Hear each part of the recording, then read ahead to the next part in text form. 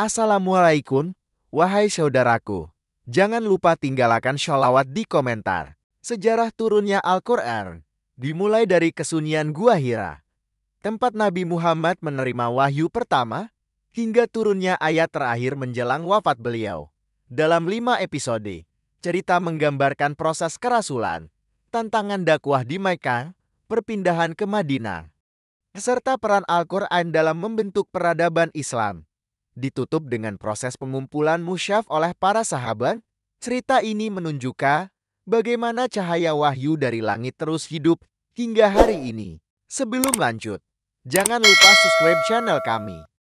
Mekah, kota yang dikelilingi padang pasir dan bukit-bukit batu, kala itu dipenuhi hiruk-pikuk pasar, suara untai-unta, dan dengungan doa kepada berhala-berhala. Di tengah-tengah Ka'bah berdirilah patung-patung batu bernama Hubal, Lata, Uzza, dan Manat. Penduduk Quraisy tak hanya memuja mereka, tapi juga menggantungkan hidup dan harapan pada patung-patung yang tak bernyawa itu. Namun di antara keriuhan dunia jahiliyah itu, ada satu jiwa yang resah. Seorang pria muda bernama Muhammad bin Abdullah dari suku Bani Hashim memilih untuk menjauh dari hiruk-pikuk dunia dan mencari ketenangan dalam kesunyian. Ia tidak ikut menyembah berhala, tidak pula minum khamar, berjudi, atau berlaku zalim seperti kebanyakan orang sezamannya. Hatinya penuh rasa gelisah dan jiwanya haus akan kebenaran yang hakiki. Di usia 40 tahun, Muhammad telah dikenal sebagai Al-Amin, orang yang dapat dipercaya. Ia adalah suami dari Khadijah binti Huwailid, seorang wanita bangsawan dan pengusaha kaya yang telah lebih dulu mempercayakan hartanya kepada kejujuran Muhammad. Kehidupan rumah tangganya tentram, namun batinnya merintih. Ada sesuatu yang besar yang belum ia temukan. Setiap tahun, terutama di bulan Ramadan, Muhammad menyendiri ke sebuah gua kecil di atas Jabal Nur, Gua Hira. Gua ini bukan tempat istimewa bagi kebanyakan orang, tapi bagi Muhammad, di sanalah ia dapat berdialog dengan hatinya, memandang langit, dan merasakan keluasan semesta. Malam-malamnya ia habiskan dengan bertafakur, menatap bintang-bintang, dan menangisi kebodohan masyarakat yang tenggelam dalam kesesatan. Suatu malam yang sunyi, angin bertiup lembut, dan bulan menggantung penuh di langit Mekah.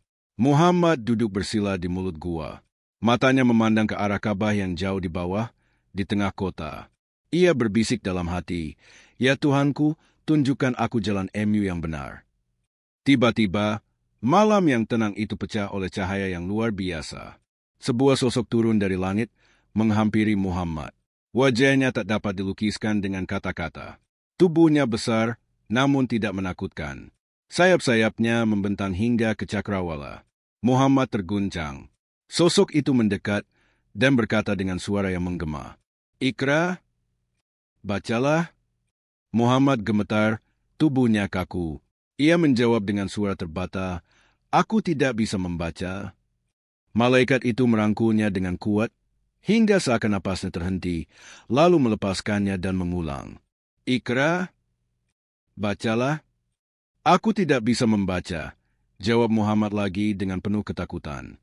Untuk ketiga kalinya, sosok itu memeluknya, lebih kuat dari sebelumnya, lalu melepaskannya dan berkata,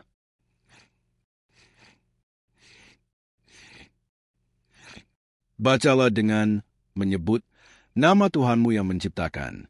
Dia telah menciptakan manusia dari segumpal darah. Bacalah, dan Tuhanmu lah yang maha mulia, yang mengajar manusia dengan pena. Dia mengajarkan manusia apa yang tidak diketahuinya." Surat Al-Alaq 1:5. Muhammad terdiam. Kata-kata itu masuk ke hatinya dengan kekuatan yang belum pernah ia rasakan sebelumnya. Dadanya bergemuruh, jiwanya terguncang. Ketika malaikat itu menghilang ke balik langit, Muhammad berdiri dengan tergopoh-gopoh. Tubuhnya menggigil, kakinya lemas. Ia berlari menuruni bukit, menyusuri bebatuan terjal menuju rumah. Di rumah, Khadijah yang setia terbangun mendengar derap langkah suaminya. Muhammad masuk dengan wajah pucat dan tubuh gemetar. Ia berkata, "Selimuti aku, selimuti aku." Khadijah menyelimutinya dengan penuh kasih, memeluknya erat-erat. Beberapa saat kemudian, dengan suara yang bergetar, Muhammad berkata, "Aku takut akan diriku sendiri. Seseorang mendatangiku di Gua Hira. Ia memelukku dan memerintahkanku untuk membaca. Khadijah menatap suaminya dengan tatapan teduh. Ia berkata pelan namun yakin, "Demi Allah, dia tidak akan menghinakanmu. Engkau menyambung tali silaturahim, menolong yang lemah, memuliakan tamu, dan menolong yang terkena musibah. Allah tidak akan meninggalkanmu." Tak menunggu lama, Khadijah membawa Muhammad ke sepupunya, seorang pendeta Nasrani tua bernama Warakah bin Naufal. Warakah telah mempelajari Taurat dan Injil dan menanti-nantikan kedatangan Nabi terakhir. Setelah mendengarkan cerita Muhammad dengan seksama, wajah Warakah berubah. Matanya berbinar dan ia berkata, "Itu adalah Namus, Jibril, yang dahulu datang kepada Musa. Sungguh, engkau adalah Nabi yang diutus kepada umat ini. Dan seandainya aku masih kuat saat kamu mengusirmu, niscaya aku akan membantumu." Muhammad terkejut. "Apakah mereka akan mengusirku?" tanyanya. Warakah menjawab, "Tidak ada seorang pun yang datang membawa kebenaran seperti yang engkau bawa, kecuali ia akan dimusuhi." Malam pun berakhir, tapi hidup Muhammad tak pernah sama lagi. Wahyu pertama itu telah membelah tabir dunia. Langit dan bumi bersatu dalam sebuah pesan ilahi. Mulai saat itu, lembaran sejarah manusia berubah. Muhammad bukan lagi hanya seorang pedagang, bukan hanya suami yang setia. Ia kini adalah utusan Allah, pemegang risalah akhir zaman. Namun perjalanan baru saja dimulai. Wahyu pertama hanya secercah cahaya dari lautan firman yang akan terus mengalir. Masih banyak yang belum ia pahami. Masih banyak yang belum ia ketahui. Tapi satu hal pasti, hidupnya kini bukan lagi miliknya, tapi milik umat seluruh dunia. Dan wahyu itu, ayat demi ayat, akan terus turun, menuntunnya, menyertainya, menguatkan.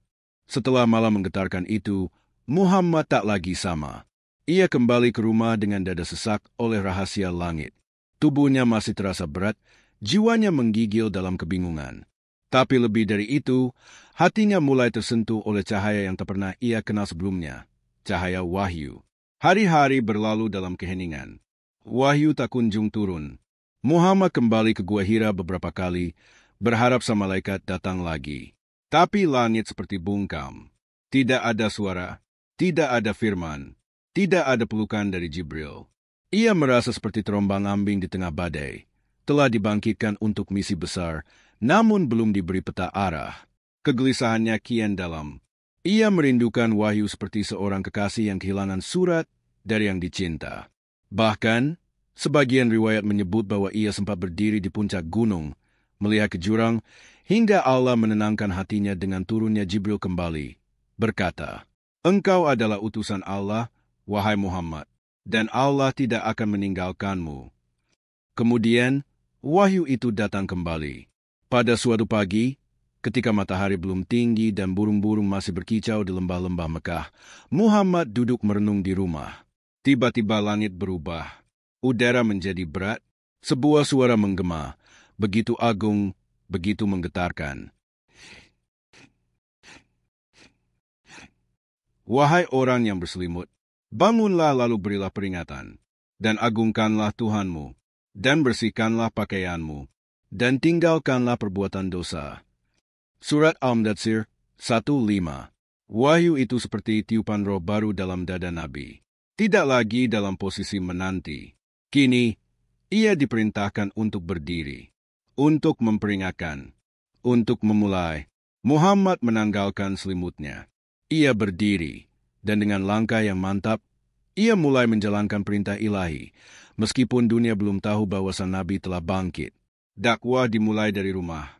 Orang pertama yang menyambut seruan Muhammad adalah istrinya tercinta, Khadijah. Ia percaya tanpa ragu. Iman muncul dari hatinya yang tulus, dan ia menjadi muslim pertama dalam sejarah. Lalu datang Ali bin Abi Thalib, sepupu Muhammad yang masih belia, namun jiwanya bersih dari berhala. Disusul oleh Zaid bin Haritsah, bekas budak yang menjadi anak angkat Muhammad. Lalu datang Abu Bakar As-Siddiq, sahabat yang lembut dan cerdas. Abu Bakar tak hanya menerima Islam, tapi juga membawa serta orang-orang penting. Utsman bin Affan, Abdurrahman bin Auf, Sa'd bin Abi Waqqas, Zubair bin Awam, dan Talhah bin Ubaidillah. Mereka adalah tokoh-tokoh muda Quraisy dan kini menjadi tulang punggung gerakan ini. Namun dakwah masih sembunyi-sembunyi. Nabi belum berani menyeru secara terbuka. Ia takut kemarahan Quraisy akan menghancurkan benih-benih iman yang masih lembut ini. Setiap hari, Nabi mengajarkan ayat-ayat yang turun kepada para sahabatnya. Al-Quran belum turun sekaligus sebagai kitab. Ia turun secara bertahap, satu demi satu, sesuai dengan keadaan. Kadang 1 ayat, kadang 5, kadang 10. Dan setiap kali turun, wahyu itu membawa pengaruh besar, meneguhkan hati, membersihkan jiwa, dan membimbing langkah. Para sahabat mulai merasakan keajaiban Al-Quran.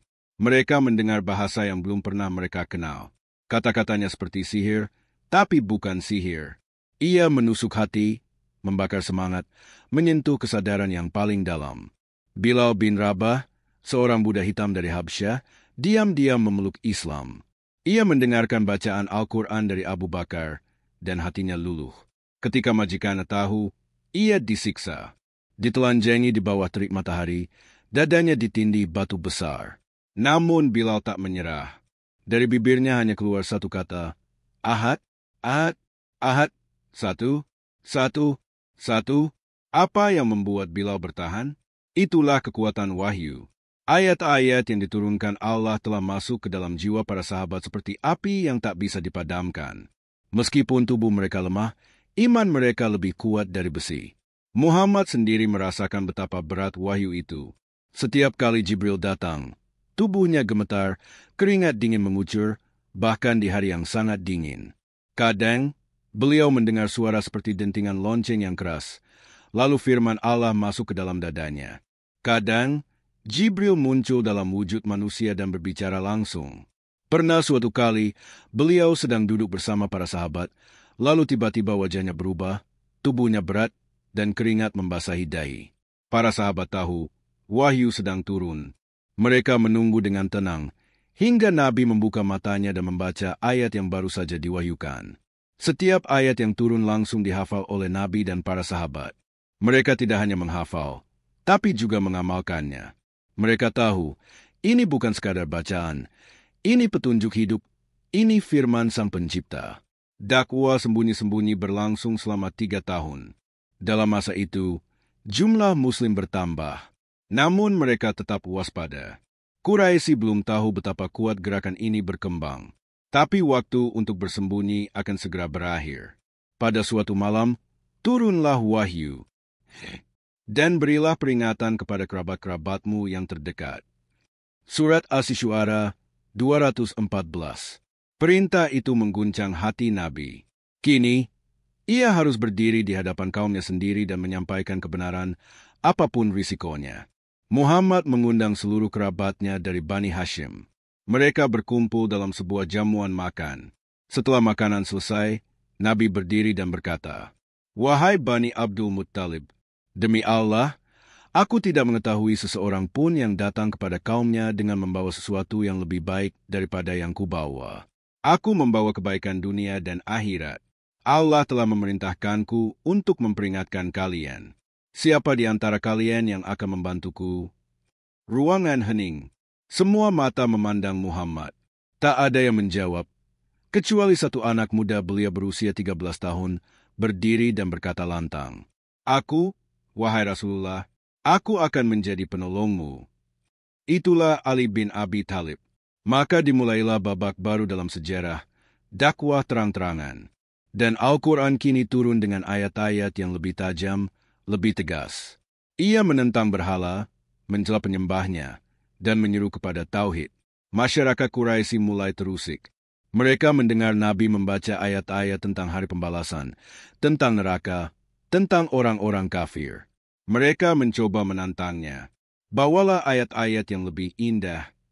Tapi mereka tak mampu menandingi keagungan Al-Quran. Firman Allah pun turun. Dan jika kamu ragu terhadap apa yang kami turunkan kepada hamba kami, maka buatlah satu surat yang semisal dengannya. Surat Al-Baqarah 23. Tak seorang pun bisa menandingi satu surat pun dari Al-Quran, bahkan satu ayat pun tidak. Wahyu itu bukan ciptaan manusia. Ia adalah cahaya dari langit, membawa hikmah dan petunjuk bagi manusia. Ia menumbuhkan iman dalam hati, seperti hujan yang menumbuhkan tanaman. Ia menyembuhkan hati yang sakit, membangkitkan jiwa yang mati. Dan wahyu itu baru saja dimulai. Langit Mekah yang panas tak menghalangi cahaya Al-Quran menyusup ke hati mereka yang haus kebenaran. Meski tekanan dari kaum Quraisy makin keras, Muhammad tidak berhenti berdakwah. Seiring turunnya wahyu demi wahyu, ia kini punya markas baru, Rumah Arkam bin Abi Arkam, sebuah rumah sederhana di lereng Bukit Syafa, tersembunyi dari pandangan musuh. Rumah itu menjadi pusat pergerakan dakwah Islam. Di sana, Nabi mengajarkan ayat-ayat suci. Para sahabat mendengarkan dengan hati terbuka, lalu menghafalnya dan menyebarkannya secara diam-diam. Disitulah Islam tumbuh dalam sunyi, tapi kokoh dan tak tergoyahkan. Setiap malam, rumah itu penuh bisikan Al-Quran. Kadang tangis terdengar lirih ketika ayat tentang hari kiamat dibacakan. Kadang hati mereka gemetar saat mendengar ayat tentang neraka, lalu menguat saat mendengar janji surga. Di sanalah orang-orang lemah menjadi kuat, karena ayat-ayat itu bukan hanya suara, tapi ruh yang menghidupkan. Suatu hari, seorang pemuda gagah dari suku Makhzum bernama Umar bin Khattab keluar dari rumahnya dengan pedang terhunus. Tujuannya jelas, membunuh Muhammad.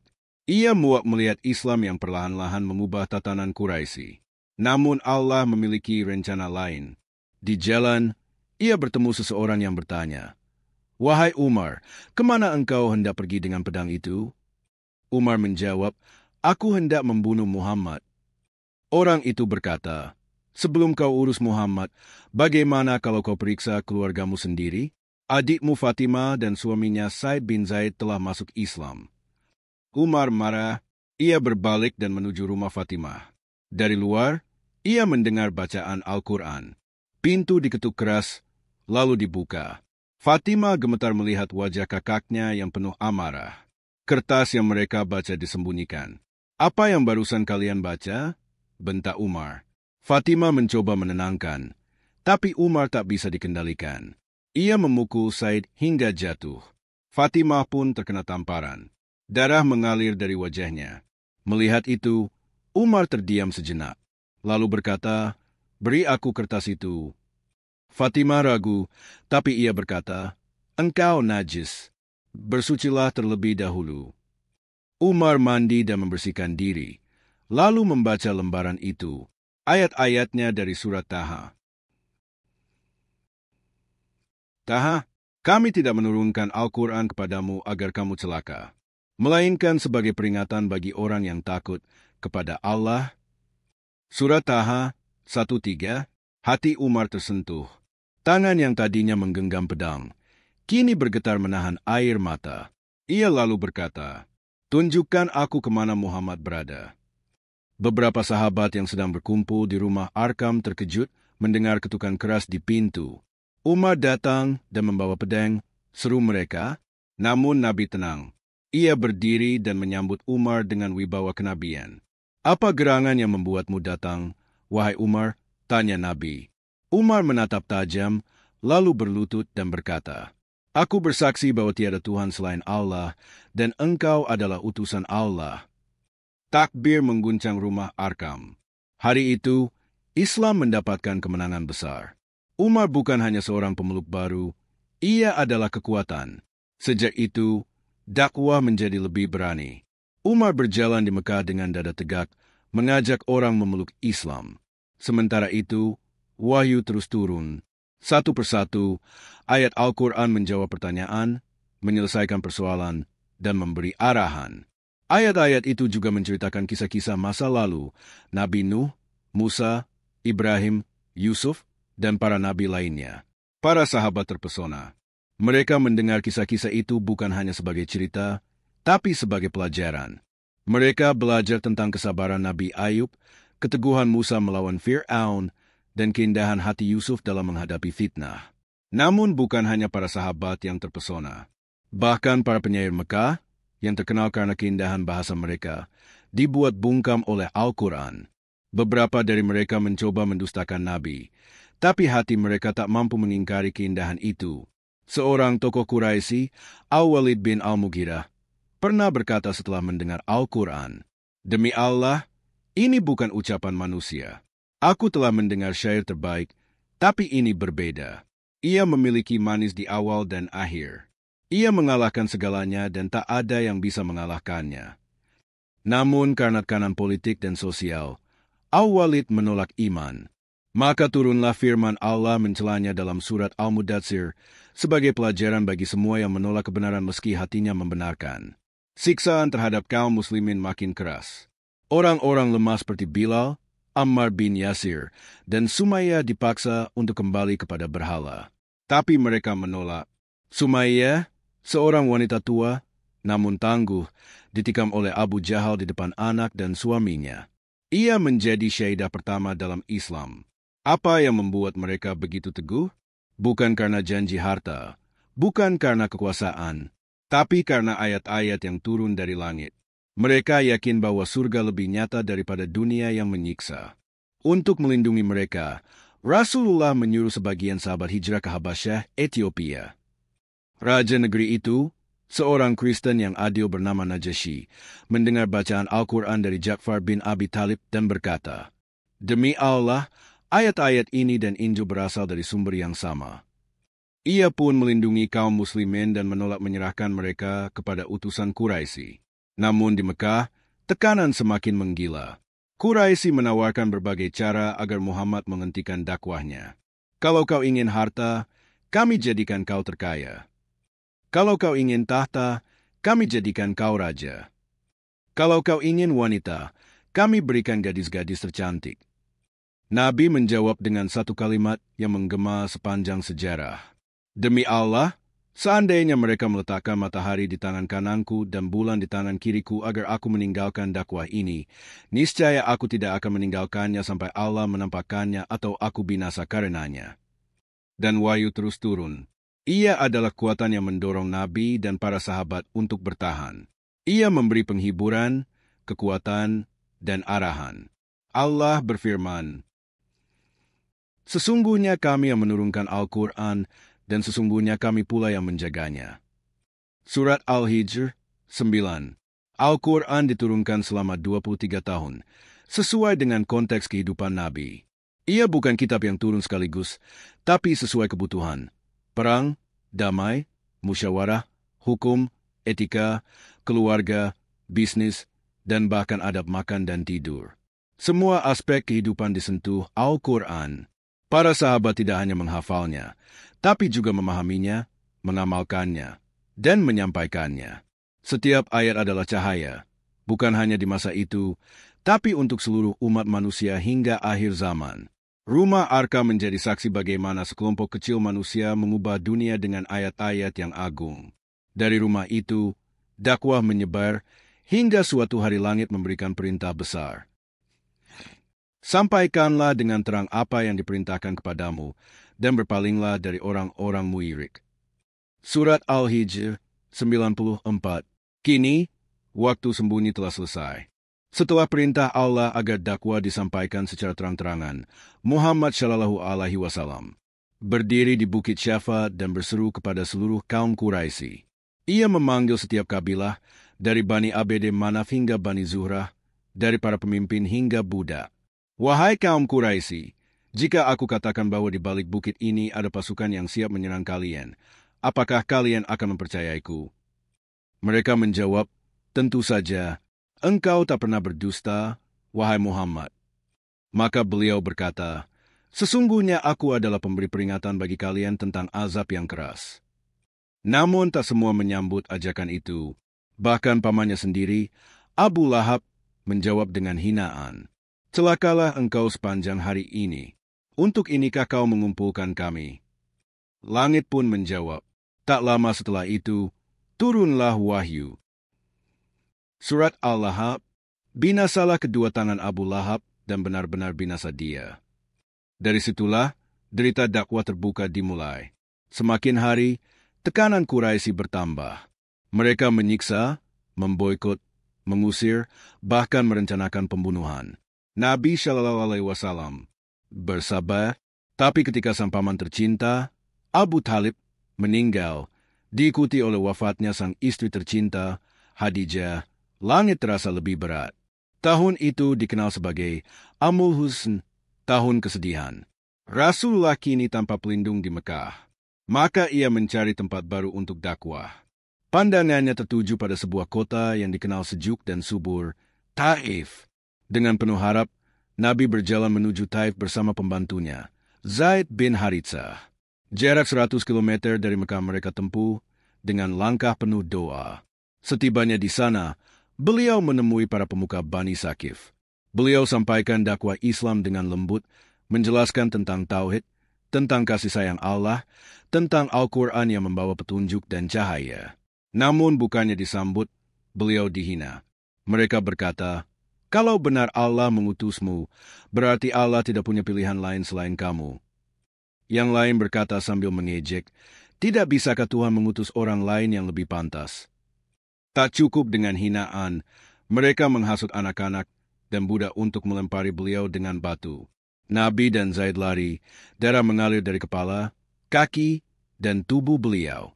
Sandal beliau melekat dengan darah yang menggumpal. Mereka bersembunyi di kebun milik dua orang Quraisy, Utbah dan Syaibah, yang saat itu melihat kondisi Nabi dari kejauhan. Meskipun muirik, hati mereka terenyuh. Mereka menyuruh budaknya yang berasal dari Ninawa, bernama Adas, untuk membawa anggur kepada Nabi. Saat Nabi mengambil buah anggur, beliau membaca. Adas terkejut. Kata-kata ini tidak biasa diucapkan oleh orang-orang Arab di sini. Nabi bertanya, "Dari mana asalmu, wahai Adas?" Adas menjawab, "Aku dari Ninawa."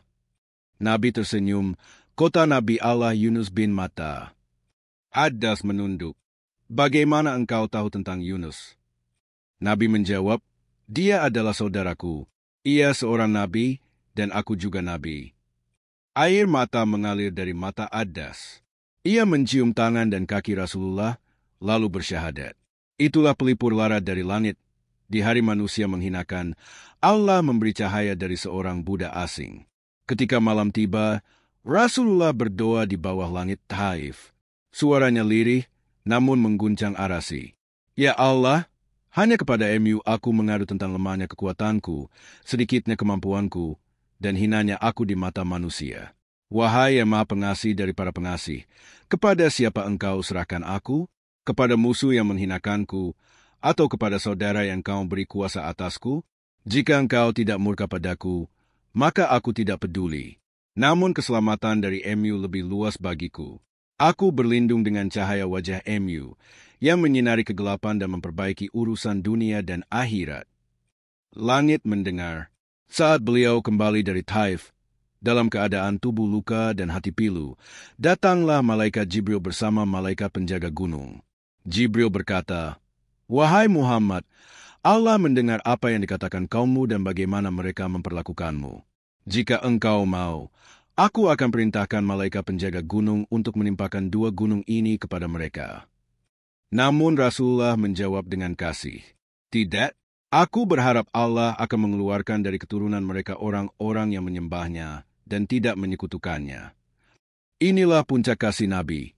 Ketika ia bisa membalas, ia justru memaafkan. Ketika ia bisa menghukum, ia justru berharap. Perjalanan kembali ke Mekah pun bukan tanpa hambatan. Kota kelahirannya kini menolaknya. Rasulullah harus mencari perlindungan kepada pemimpin Quraisy agar bisa masuk dengan aman. Setelah beberapa usaha gagal, akhirnya Mut'im bin Adi, seorang tokoh Quraisy, bersedia melindunginya. Ia memerintahkan anak-anaknya untuk bersenjata dan mengantar Nabi masuk ke Mekah dengan aman. Meski belum masuk Islam, sikap ksatria Mut'im diingat baik oleh Nabi. Bahkan setelah Perang Badar, Nabi berkata, "Seandainya Mut'im masih hidup dan meminta aku membebaskan para tawanan, niscaya aku akan melakukannya demi kehormatannya." Di malam yang sepi, setelah semua manusia menolak, Al-Quran kembali turun menguatkan. Allah menurunkan surat Al-Jin. Allah memberitahu bahwa saat Nabi membacakan Al-Quran di lembah Nahlah, sekelompok jin mendengarnya dan beriman. Surat Al-Jin 1-2, "Katakanlah, Muhammad telah diwahyukan kepadaku bahwa sekelompok jin mendengarkan Al-Quran, lalu mereka berkata, 'Sesungguhnya kami telah mendengarkan bacaan yang menakjubkan.' Ia memberi petunjuk kepada jalan yang benar, maka kami beriman kepadanya. Saat manusia menolak, jin pun tunduk. Dakwah ini bukan milik satu bangsa. Ia adalah cahaya untuk seluruh makhluk langit dan bumi.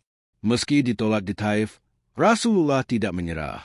Setiap musim haji, beliau menyampaikan dakwah kepada kabilah-kabilah yang datang ke Mekah.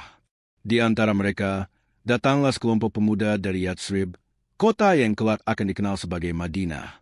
Mereka adalah kaum Aus dan Hazraj. Mereka mendengar seruan Nabi, lalu berkata, "Kami telah lama mendengar nubuat tentang Nabi akhir zaman dari kaum Yahudi. Kami yakin engkau adalah orangnya."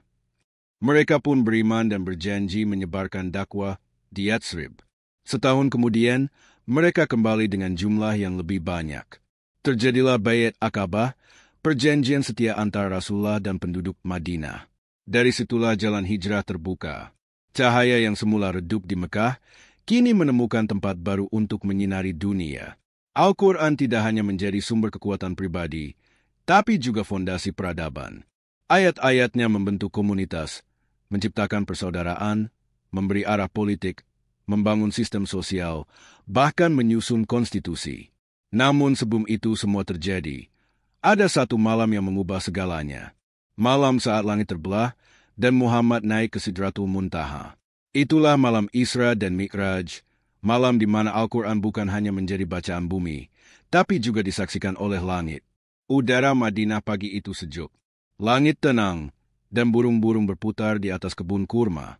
Kota yang dahulu dikenal sebagai Yatsrib, kini menjadi pusat perubahan peradaban. Madinah Al-Munawwarah, kota yang bercahaya. Hijrah telah menjadi kenyataan. Rasulullah kini hidup dalam suasana aman bersama kaum Ansar dan Muhajirin. Namun perjuangan belum selesai. Justru di Madinahlah, Al-Quran turun dengan intensitas lebih tinggi, membentuk umat dari dasar. Jika wahyu-wahyu Mekah bersifat tauhid dan akidah, maka wahyu-wahyu Madinah bersifat tasyri, yaitu hukum dan aturan kehidupan. Ayat-ayat Madinah membentuk sistem sosial, ekonomi, hukum, politik, dan hubungan antar umat. Wahyu turun mengajarkan zakat, puasa, haji. Wahyu turun mengatur pernikahan, waris, perdagangan, peradilan. Wahyu turun menetapkan halal dan haram, jihad dan perdamaian, hak-hak perempuan dan anak-anak. Wahyu turun memisahkan kebenaran dari kebatilan. Di Madinah, Al-Quran bukan lagi hanya bacaan pribadi, tapi konstitusi negara. Pada tahun kedua Hijriah, turun perintah puasa Ramadan.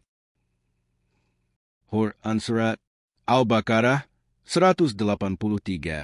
Wahai orang-orang yang beriman, diwajibkan atas kalian berpuasa. Setahun kemudian, saat kaum muslimin baru menyelesaikan puasa dan merayakan Idul Fitri, langit kembali mengirim wahyu. Quran Surat Al-Baqarah 185. Bulan Ramadan adalah bulan diturunkannya Al-Quran. Ramadan menjadi bulan suci, bukan hanya karena puasa, tapi karena ia adalah bulan turunnya Al-Quran. Malam Lailatul Qadar, malam lebih baik dari 1000 bulan, turun membawa takdir dan cahaya. Quran Surat Al-Qadar, namun hidup bukan hanya diwarnai ibadah dan pembangunan. Perang pun tak terelakkan. Dalam perang Badar, Uhud, dan Handak, wahyu turun memberi arah strategi, membangkitkan semangat, menegur kesalahan, mengobati luka. Ketika sebagian sahabat tidak disiplin di perang Uhud, wahyu menegur mereka. Quran Surat Ali Imran 152. Namun Allah juga menghibur. Quran Surat Ali Imran 139. Janganlah kamu bersedih, kamu pasti menang jika kamu orang beriman. Al-Quran turun bukan untuk membuat manusia sempurna, tapi untuk membimbing mereka menjadi lebih baik dalam kemenangan maupun kegagalan. Ketika fitnah menimpa keluarga Rasulullah, Aisyah difitnah berselingkuh, Rasulullah diam dan bersabar. Hingga langit turun membersihkannya dengan 10 ayat dari surat An-Nur. Quran Surat An-Nur 11. Aisyah pun menangis saat wahyu itu turun. Ia berkata kepada ayah dan ibunya, "Bangkitlah dan bersyukurlah kepada Rasulullah." Namun Rasulullah menjawab, "Bersyukurlah kepada Allah yang telah menurunkan wahyu membersihkanmu." Al-Quran adalah benteng kehormatan. Tahun-tahun berlalu, wahyu terus turun. Kadang dalam medan perang, kadang dalam masjid, kadang di jalan, kadang saat Rasul tidur. Kadang 1 ayat, kadang 10, kadang 1 surat. Malaikat Jibril datang tidak menentu. Suatu hari datang sebagai manusia. Suatu hari dengan suara gemuruh. Rasulullah pernah berkata, "Kadang wahyu datang seperti suara lonceng, paling berat bagiku, dan setelah itu aku hafal semua kata-katanya." Keringat membasahi wajah beliau, bahkan dalam cuaca dingin. Namun tiap kata yang turun menjadi hidup bagi umat ini. Saat tahun ke-10 Hijriah datang, Rasulullah pergi menunaikan haji terakhir. Di Padang Arafah, di tengah 200.000 umat Islam yang berhaji, beliau berdiri dan menyampaikan khutbah wada', khutbah perpisahan. Setelah khutbah itu, wahyu turun. Quran Surat Al-Maidah 3. Hari ini aku telah sempurnakan untuk kalian agama kalian. Aku cukupkan nikmatku atas kalian, dan aku ridai Islam sebagai agama kalian. Umar bin Khattab menangis mendengar ayat itu. Ia tahu, kesempurnaan agama berarti tugas Nabi telah usai. Rasulullah pun kembali ke Madinah. Beberapa bulan setelah itu, tubuh beliau mulai lemah. Sakit melanda selama beberapa hari. Hingga suatu subuh, beliau mengangkat tirai rumahnya dan melihat para sahabat salat berjamaah. Wajah beliau tersenyum. Itulah senyum terakhir. Beberapa hari kemudian, Rasulullah wafat. Langit terasa sunyi. Madinah gemetar. Namun Al-Quran telah sempurna. Ia telah turun dari langit selama 23 tahun, dari Gua Hira hingga Arafah. Dari 1 huruf menjadi 114 surat. Dari pengasingan menjadi peradaban. Abu Bakar memimpin umat dengan firman Allah. Quran Surat Ali Imran 144.